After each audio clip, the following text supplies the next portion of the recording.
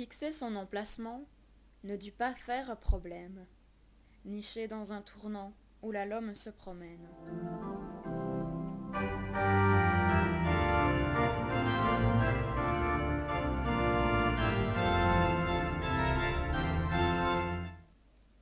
Faisant face à la route, une croix, nuit et jour, vers les cœurs en déroute, étend ses bras d'amour.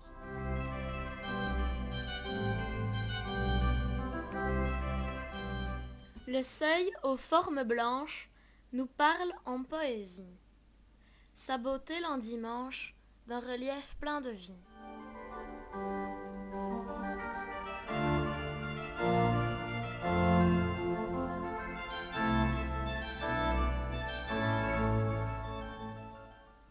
Là-haut, durablement juché, le coq se joue de tous les temps, impérativement guidé par le souffle du vent.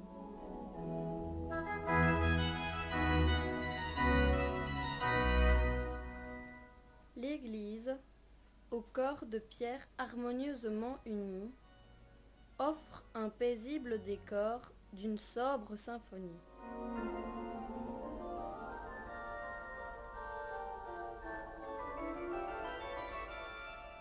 Lorsque les murs résonnent d'enthousiasme, d'entrain, les chorales y entonnent mélodies, chants et refrains.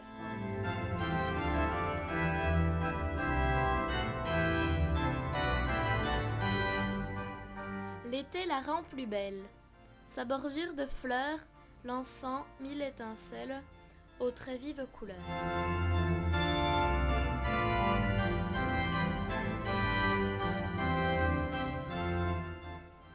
Ouvrant la lourde porte, la clarté nous surprend.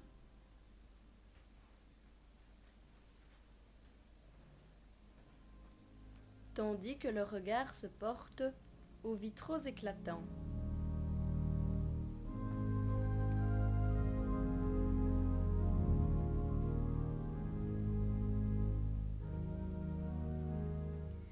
Sculptures et statues originales, content des faits vécus.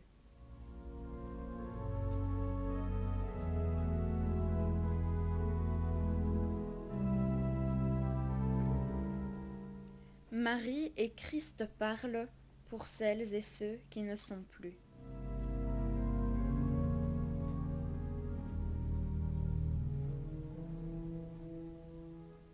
Son cœur, délicatement fleuri, accueille gens de partout et tous les âges. Intimement, il réunit petits et grands dans le village.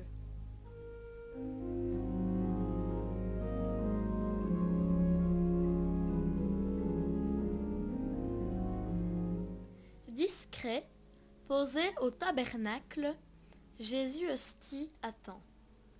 D'une sincère et libre démarche, un rendez-vous humble et aimant.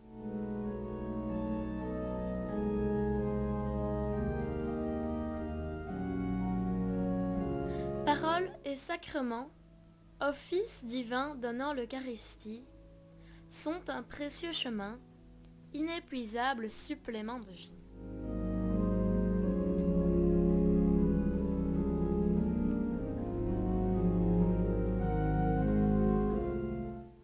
Les cloches nous appellent, matin, midi et soir.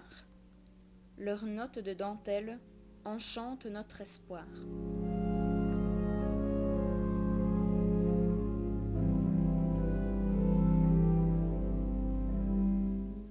Elles nous interpellent pour les peines, pour les joies, sans cesse nous rappellent qu'il faut garder la foi.